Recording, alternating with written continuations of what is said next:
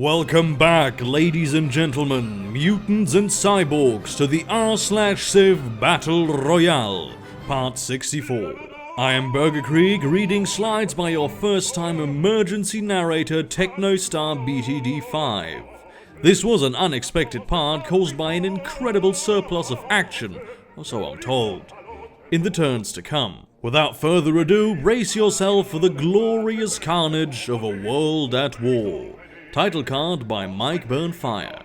Note, I have not looked through the slides beforehand.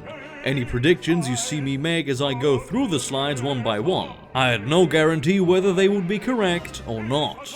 Before we dive too deep into the action, let's go over this epic relationship chart by Mazer Laser. A huge chain of conflict has unfolded, with all but 4 nations involved in some sort of war. The only major powers not involved in any relevant wars, meaning shared borders or close proximity, are the Inuit, Sweden, Finland, Siberia, Ethiopia, Mexico, and the Blackfoot. Here we see a very well done tile-accurate map of the world by Etsy 1991. Vietnam looks sorta like a dragon and Israel exists again. No city map this part due to its rushed nature. Time for some action. Here we see the Chilean Corps, which is looking really low on units. Brazilian paratroopers rain from the skies, while bombs are dropped everywhere except Concepcion. On the western coast, Australia looks to hold Santiago for now, as no melee units are near enough to take it. Straya might be able to take Valparaiso as well, but only if they have a destroyer off screen. I do not know if they will be able to hold onto Chile's west coast for much longer. However, as they seem reluctant to utilize their carpet of doom currently sightseeing in the Galapagos. I honestly can't blame them. I was there just about a week ago and the Galapagos Islands are gorgeous. Here we see a nice shot of Hawaii. It would be a shame if an officer on that arsenal ship accidentally pressed the big red button to vaporize that poor island. On the front lines of the Strayan Arm conflict, Iloilo is in Vietnam's hands, while frontline cities are still just piles of rubble waiting to be conquered. Boethius has taken the time to reaffirm the fact that Australia currently holds cultural dominance over 24 nations. While that might sound like over 80% of the cylinders under the Strayan cultural sphere, keep in mind that this list probably includes dead civs that still have units floating around somewhere. I take back my assumption. It seems that Chile has retaken their capital with an embarked mobile SAM. However, we can see that Australia has detached an advanced naval division to recapture the city. Wait, is that a... Can someone confirm? Is that a caravel on the front lines? GG, Parks! While the Wobbegong Armada was glorious back in the days of wood and sail, it's time to upgrade your navy. At least there's not a giant death robot riding that caravel, unlike some other highly advanced civilizations that we know but will not mention in order to avoid lawsuits. In other news, Buenos Aires is in the black with Brazilian paratroopers nearby. I do not think that Chile will control that city for long. Here we see that Australia has declared war on Sparta. While this might seem like a diplomatic move to gain favor with the Burns and Iceland, keep in mind that Australia actually has units in Icelandic Europe. Wouldn't it be hilarious to see an Australian exclave in Europe? Also, I would like to take this time to clarify the difference between exclaves and enclaves, which some people still seem confused about. Oh fucking hell, do you know how often I had to say this sentence? Fucking 20 times! I had to record this passage. That isn't even that difficult. What the fuck is wrong with this passage? Jesus fucking Christ! An exclave is a part of a country that is isolated from the main country by foreign territory. See Finnish Siberia and Buccaneer Gao. An enclave is a country or part of a country that is completely surrounded by another country. See Tibet. An exclave can also be an enclave, such as Buccaneer Gao, but this is not always the case. Armenia decides to help Ethiopia defend its longtime friend Israel by citadeling Sparta. Meanwhile, Persia is trying to settle in Armenian Mesopotamia. Too bad you can't settle in territory owned by another player. Persia's only chance at this point is a quick peace deal, or for a city to be suddenly vaporized by a nuclear blast so they can settle again. Here we can see just how screwed Persia is. I'm having a deja vu right now. Wasn't this exact sentence in the last installment I did? 2 more of its cities are in the black with Vietnamese units nearby. At least Ekbatana is being ferociously defended by foreign peacekeepers. Also, Mongolia's carpet is spilling everywhere. Shouldn't your units be somewhere else right now? Iloilo is back in Strayan hands, while 9 cities shown on this slide have barely any HP left. Frankly, I am surprised Cebu hasn't flipped at least once yet, which shows just how good of a defense Vietnam is managing. Turfan, Otra and Beijing are in Korean hands, while Shanghai is Mongolian. Surprisingly, Shanghai fell quickly to Mongolia, despite having withstood a massive Mongol attack in the past. I guess only the immortal Mao was able to pull off the defense after all. While Mongolia is badly out-teched, the Korean core is starting to look sparse while Burr peacekeepers block their advances. Personally, I hope that the Open Borders Treaty ends soon so that this war can have some serious bloodshed. Yakutia has actually sent some forces to take Japan. You know who else has sent forces to Japan? Brazil. Let's see which of the 2 powers actually gets a naval unit in position to capture the city.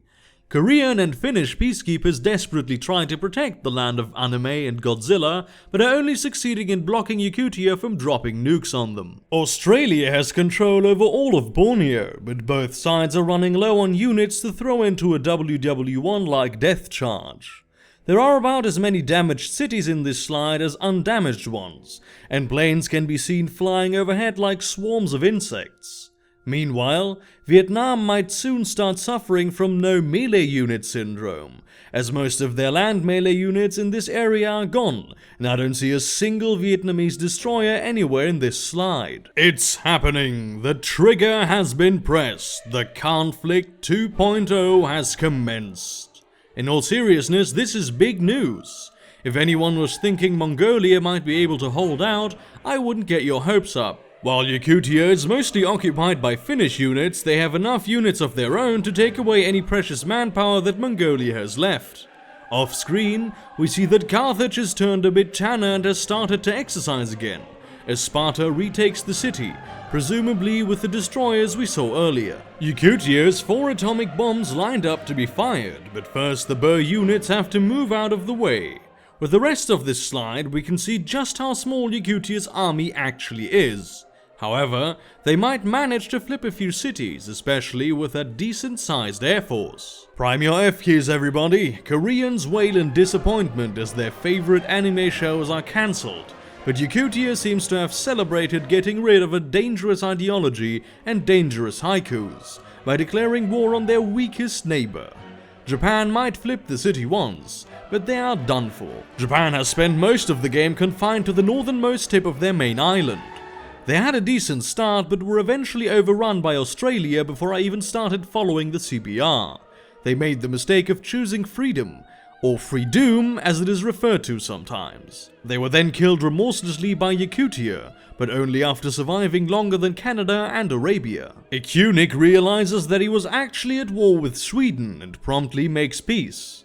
Meanwhile, in Kamchatka, Vietnamese troops clean up the last of Straya's forces in the region, as the Inuit continue to try to resettle the city that Yakutia nuked off the map. Here we see that the Blackfoot are now fielding advanced destroyers, but look at all the Australian troops who are just lounging around on their nice, comfortable Hawaiian rafts. Guys, don't you have a water fight? Or 2, really? The conflict has heated up. Korea has declared war on Yakutia. Well, I didn't see that coming. I guess that Sejong decided that Yakutia shouldn't be allowed to have any of Mongolia's cities. The correct hypothesis is probably that Korea wanted to establish itself as an eternal protector of Japan, as it did in the days of old.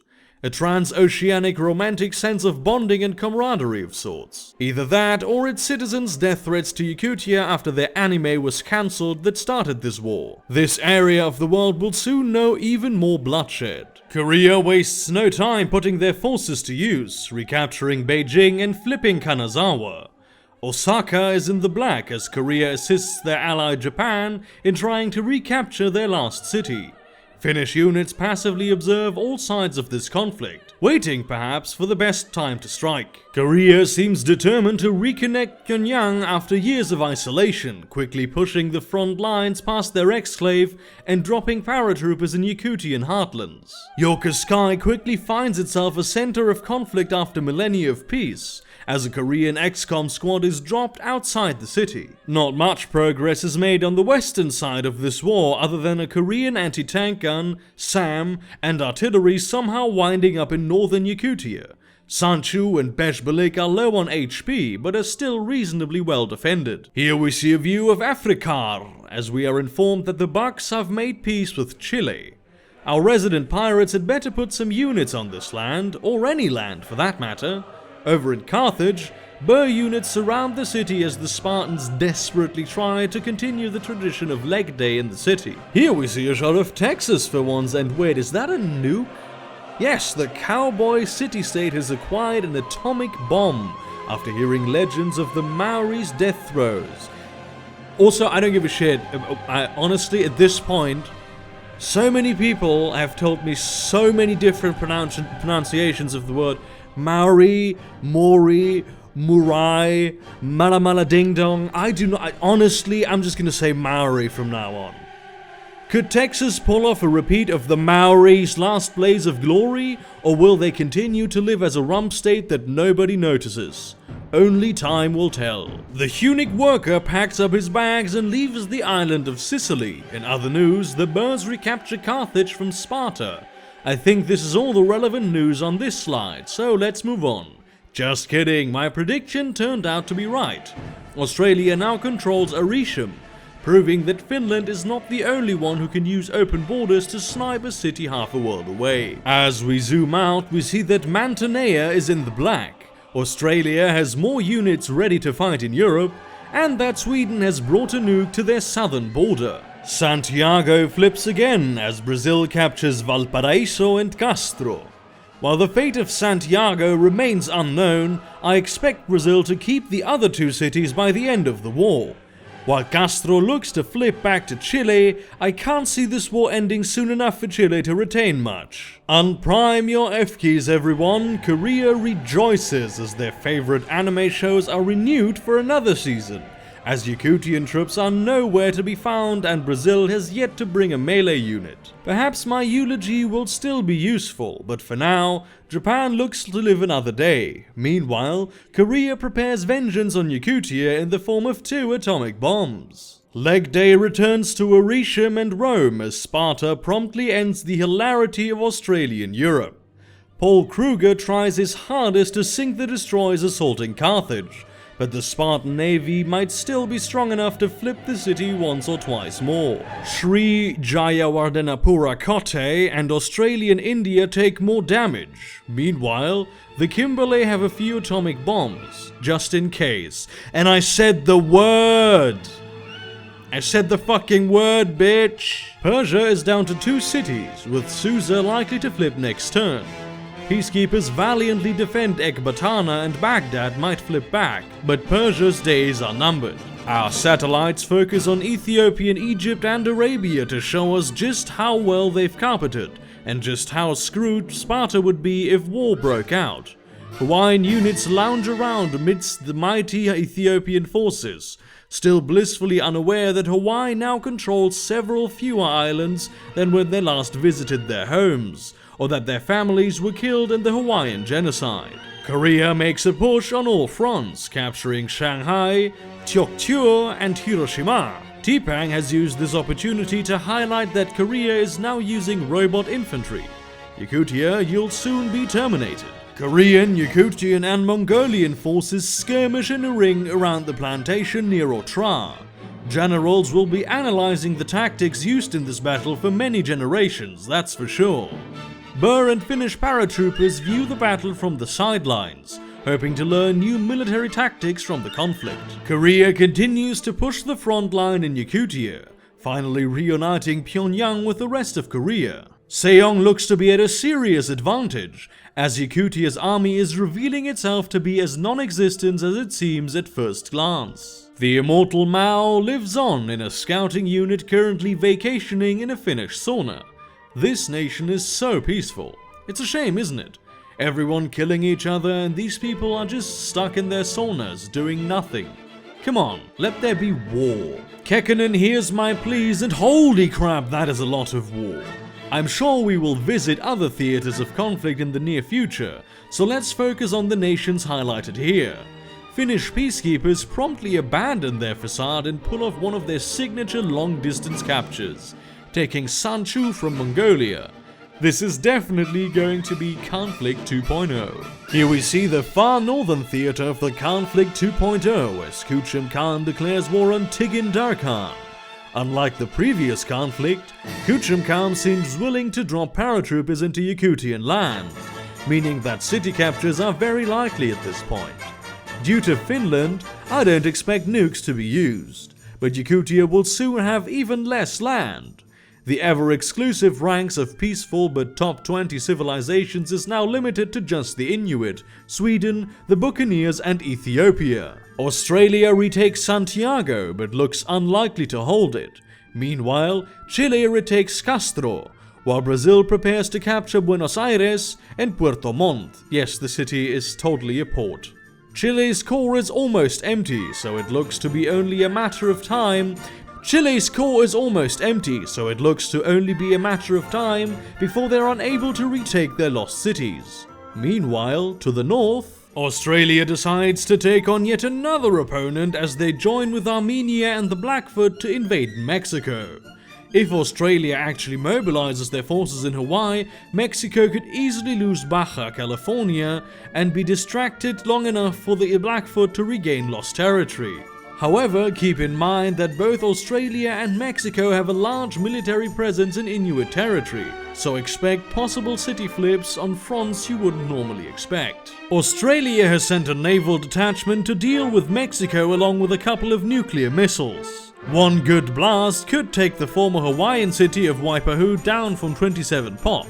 Considering the size of the detachment, I expect Mexico to hold for a while, but they will take heavy losses doing so. Unlike the previous Mexican Blackfoot War, the Australian units in this slide will be active participants in the bloodshed to come.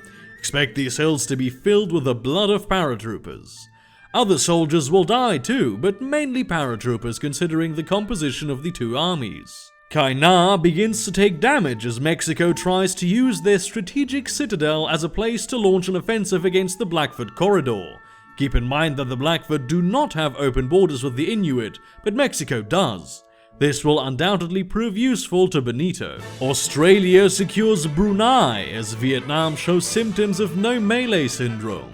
For the first time, Australian forces have captured a city on the Vietnamese mainland. True, it is the Malaysian peninsula, but it's still part of mainland Asia and represents a possible turning point in the war. Vietnam's core in Indochina is starting to look sparse in units. In addition, the former Burmese canal city of Mandalay has been hit by an atomic bomb.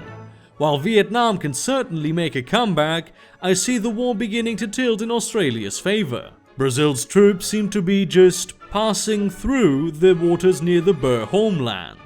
I wonder what Pedro could be planning. Meanwhile, a Canadian frigate sails through the southern Atlantic, reminiscing about a time when they could eat poutine at home without persecution. Sparta decides that fighting 3 strong opponents isn't enough and decides to finish annexing Armenia. Perhaps this is an elaborate scheme to intimidate the Boers into backing off, a roundabout way to defeat Persia, who they are still at war with, or just them picking off a weak neighbor. Either way, while this war will be decisively in Sparta's favor, Leonidas would be better sending those troops to hold the line at Rome or prevent further Boer advances into the Mediterranean. Brazil still lacks any melee ships to capture Osaka. Meanwhile, Japan is stationed to Daimyo in the city, which gives the city extra melee production and unit XP. Perhaps they plan on training more melee units in the event that they need to recapture their capital again. Vietnam takes Susa again, while Persia recaptures Baghdad. I do not expect Persia to last long enough to make peace, but the wall of peacekeepers outside of Ekbatana still stands strong. Off-screen, Mongolia flips several cities, driving down their population further.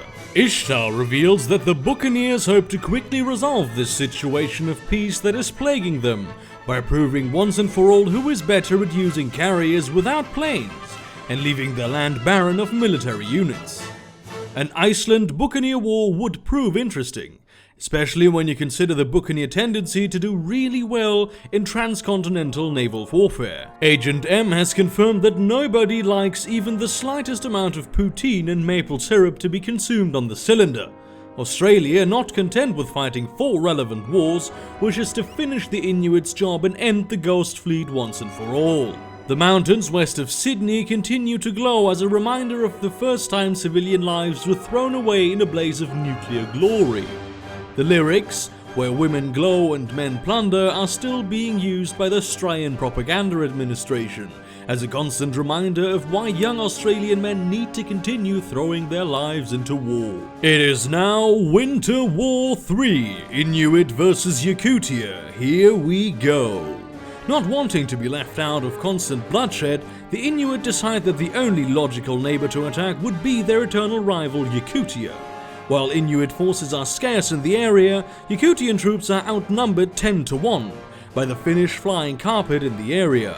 I do not know how well Yakutia can do while being attacked by 4 of their neighbors, but the Finnish peacekeepers should serve as a solid defense. Get your F keys out, Persia is down to 1 city in the black, with the peacekeeping force missing the one crucial tile to the northwest. Meanwhile, Artashat is in the red, and Spartan forces are eyeing the defenseless city to their east. The Boers have cleaned up some of the Spartan navy near Carthage and have managed to drop an XCOM on Sicily. Meanwhile, a Spartan paratrooper has made a suicide charge towards Ravenna. Finnish intelligence points toward Buccaneer Rum being the main cause. Icelandic drones report screams of "leg day every day" and other incoherent fitness rants as the paratroopers land. Here we get a very nice view of the Ashanti pikeman and Moroccan musketman in their respective lakes. So far, this area has proven to be relatively peaceful, but one misplaced citadel might be all it takes to trigger the Draka. Henry Morgan decides that Iceland is too cold and instead joins the Mexican coalition. Morgan seems to have sent his entire land army to the front line, but only a fraction of his navy. Also note that Morgan seems to have figured out a brand new use for carriers and has actually started to station planes on them. Mexico has responded to this sudden development by ramming their own carriers into the Buccaneers. Here's where one Australian nuke went. The other one is still on the submarine next to the helicopter carrier. Meanwhile, the Mexican Navy seems to be considerably smaller than when we last saw it, perhaps because it's now facing an assault from 3 sides. Here we see that Vietnam has used perhaps the only melee unit in their navy to take Galay. Without an Australian melee unit nearby, it might stay that way for a turn or 2, but it will eventually flip back. Agent M has also uncovered that Henry Parkes really can't stand dead civs, and is plotting to rid Africa of the last Ashanti pikemen. While that's great and all, I don't see how he'd get past all those Boer units. Here we get a nice view of the Ice Sheet Fleet, learn that the Blackfoot now have open borders with the Inuit, and that someone in the United Nations hates the Inuit. Seals are a unique luxury that is only generated by the Inuit, so I expect everyone else to support this move. Also, I need to say Inuit again because the word Inuit didn't appear enough in this slide. Inuit. Finland may have lost Sanchu, but they made it a point to get another exclave by capturing Beshbalik with a paratrooper swarm. Meanwhile, Yakutia has taken Turfan, but a Korean strike force is laying siege to their capital. Koro is in the black with a Siberian paratrooper in the suburbs. But perhaps the most important thing on this slide is that Finland has XCOM. They are the 3rd civilization to do so, IIRC, I don't know what the fuck that means. And this addition will seriously improve their carpet, which is mostly paratroopers now. Mongolia is now at war with 2 civilizations that have XCOM. Korea continues to plow through Yakutian cities, taking Ambachik and Churapcha. By this point, even if Yakutia does manage to make peace with Korea, they will be severely crippled and still have to deal with 3 more conflicts. Here we see a nice shot of Icelandic Greenland. Not much is of note here except the digger who is wondering what he did wrong to get sent so far away from the warmth of home he is used to. Artashat is at a sliver of HP while Persia puts up a valiant defense against the Vietnamese in Ekbatana. the children of Australia will be taught about the bravery shown by these allies against Vietnam for years to come. Buenos Aires is somehow still Chilean. I'm assuming Brazil's turn has yet to process, since otherwise the 4 cities shown here would all be in the black. But when Brazil's turn does process, I expect several cities to flip. Yakutia retakes Ambachik and Charapcha, but Korea has melee units in position to retake their cities right back. Unfortunately, we will now be given less conflict on the cylinder, as a very important war between Iceland and Japan draws to a close. Finland seems to be worse for wear as Bashbalik falls and Sia is in the red.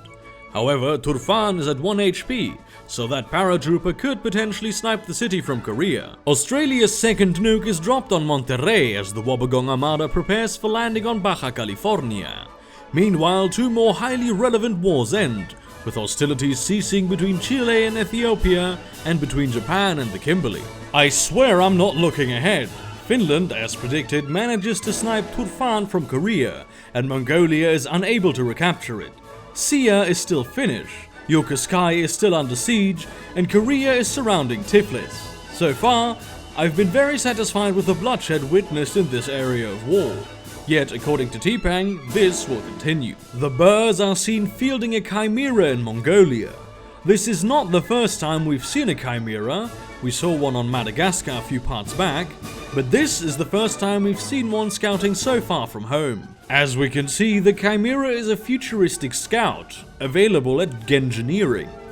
With March, 4 movement, no movement penalty, and access to the Gengineered promotion, the Chimera fulfills its scouting duty very well. Boer units land on Sicily and Malta, capturing the cities Arisham and Panormus, and marking the first time that the Boers have captured land generally considered European. XCOM squads fill all the unoccupied Spartan land in Italy, as the Boers prepare to conquer the first holdings on mainland Europe.